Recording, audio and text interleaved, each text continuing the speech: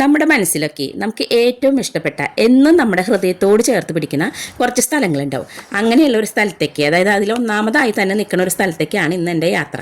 അതെൻ്റെ തറവാട്ടിലേക്കാണ്. അവിടുത്തെ അമ്പലത്തിലെ തിരുവെള്ളാട്ട് മഹോത്സവമാണ്. അപ്പൊ അങ്ങോട്ട് പോകാനായിട്ട് ഞാൻ എൻ്റെ ചേച്ചിയും കൂടി രാവിലെ നേരത്തെ തന്നെ വീട്ടിൽ നിന്ന് ഇറങ്ങി. പോകുന്ന വഴിക്ക് രണ്ട് അമ്പലങ്ങളിലും കയറിയിട്ടാണ് ഞങ്ങൾ പോയത്.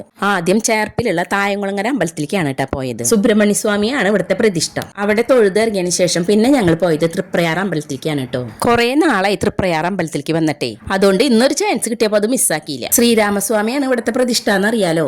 നാലമ്പല ദർശനത്തില് ഏറ്റവും പ്രധാനപ്പെട്ടതും ഒന്നാമതുമായി വരുന്ന ഒരു ക്ഷേത്രമാണ് ഈ ശ്രീരാമസ്വാമി ക്ഷേത്രം. മീനൂട്ട് ഇവിടുത്തെ പ്രധാന വഴിപാടാണ്. ഞങ്ങളും ഓരോ മീനൂട്ട് നടക്കും. പണ്ട് ഹൈഗ്രീവൻ എന്ന അസുരൻ വേദങ്ങൾ ബ്രഹ്മാവിൽ നിന്ന് തട്ടിയെടുത്തപ്പോൾ അത് തിരികെ കൊണ്ടുവരാൻ ഭഗവാൻ മത്സ്യാവതാരം സ്വീകരിച്ചല്ലോ.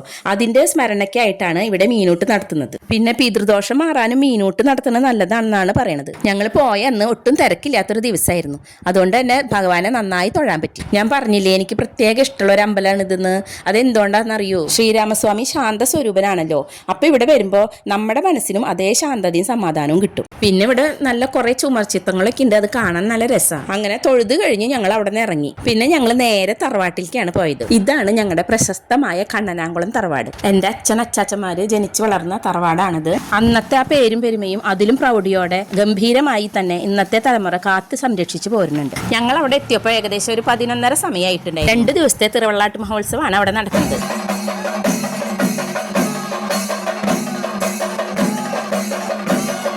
രണ്ടാമത്തെ ദിവസമാണ് കേട്ടോ ഞങ്ങൾ പോയത്. ഞങ്ങൾ ചെന്നതിന് ശേഷം ആദ്യം കരിങ്കുട്ടി സ്വാമിയുടെ രൂപക്കളായിരുന്നു. പാന ചാടലും തുള്ളലും ആണ് ഇപ്പൊ നടന്നുകൊണ്ടിരിക്കുന്നത്.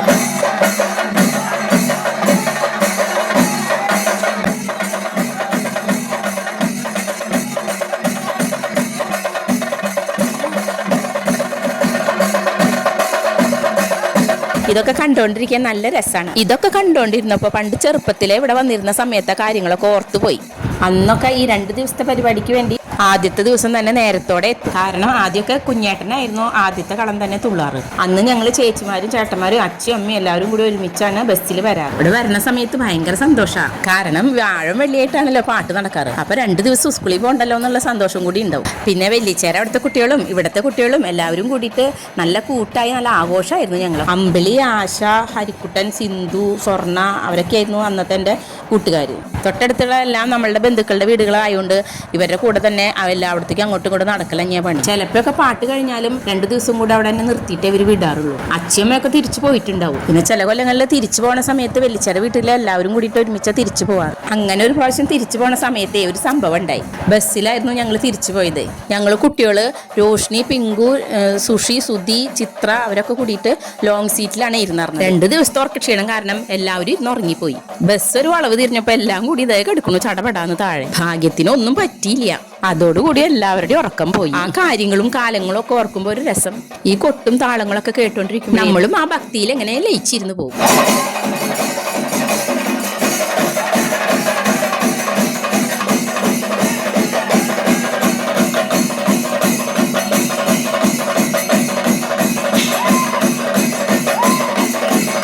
പിന്നെ ഈ കളം കഴിഞ്ഞപ്പോൾ പിന്നെ ഞങ്ങൾ അകത്ത് കയറി എല്ലാവരോടും സംസാരിച്ച് അങ്ങനെയായിരുന്നു. പിന്നെ കുറച്ച് കഴിഞ്ഞപ്പോൾ ഞങ്ങൾ പുറത്തിറങ്ങി അപ്പുറം ഇപ്പുറത്തേക്കുള്ള വീട്ടിലേക്കൊക്കെ പോയി എല്ലാവരും കണ്ടു, സംസാരിച്ചു. പിന്നെ വൈകുന്നേരം ആയപ്പോൾ ദേവിയുടെ എഴുന്നള്ളിപ്പായിരുന്നു. അടുത്ത് തന്നെയുള്ള സുബ്രഹ്മണ്യ സ്വാമി ക്ഷേത്രത്തിൽ നിന്നാണ് ദേവീനെ എഴുന്നള്ളിച്ച് കൊണ്ടുവന്നത്. പലവിധ കലാരൂപങ്ങൾ അടങ്ങിയ ഘോഷയാത്രയോട് കൂടിയിട്ടാണ് കേട്ടോ എഴുന്നള്ളിപ്പ് ഉണ്ടായത്. പല പല രൂപങ്ങളും തെയ്യവും മൂക്കാഞ്ചാത്തനും കാവടിയും ഒക്കെ ഉണ്ടായിരുന്നു.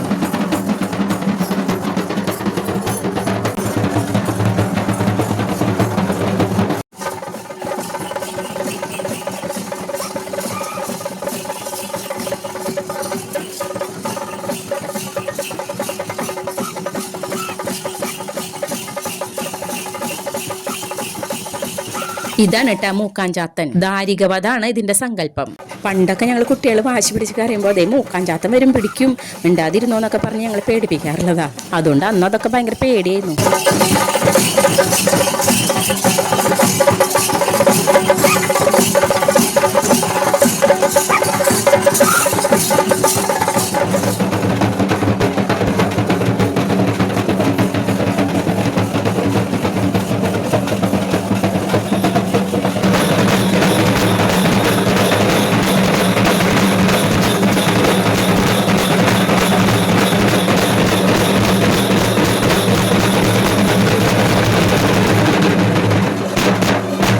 പിന്നെ കാവടികളുടെ വരവായിരുന്നു. എന്ത് രസമായിരുന്നു എന്നറിയോ വരുന്നത് കാണാൻ.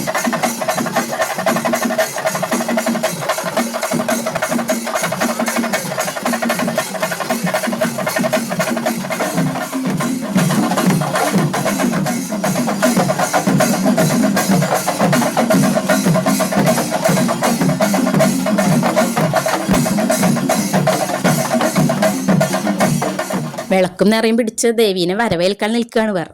കണ്ണനാങ്കുളത്ത് അമ്മയും പിന്നെ ദേവിയും പിന്നെ വിഷ്ണുമായ സ്വാമിയും പിന്നെ കരിങ്കുട്ടി സ്വാമിയാണ് ഇവിടുത്തെ പ്രധാന പ്രതിഷ്ഠ. വിളിപ്പുറത്താണ് കേട്ടോ നമ്മുടെ ദേവിയും സ്വാമിയൊക്കെ. ദേവീനെ എത്ര ഭംഗിയായിട്ട് അലങ്കരിച്ചിരിക്കണത് കണ്ണെടുക്കാൻ നമുക്ക് തോന്നുന്നുണ്ടായിരുന്നില്ല. കുറേ നേരം നോക്കി നിന്നു, മനസ്സ് നിറയെ പ്രാർത്ഥിച്ചു.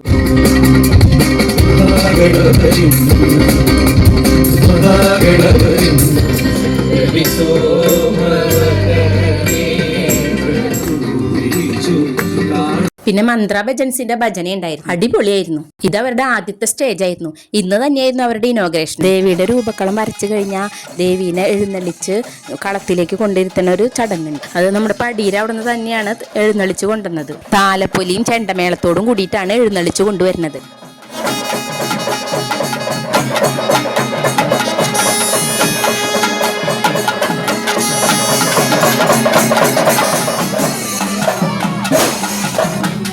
വെടിക്കെട്ടും ഉണ്ടായിരുന്നു.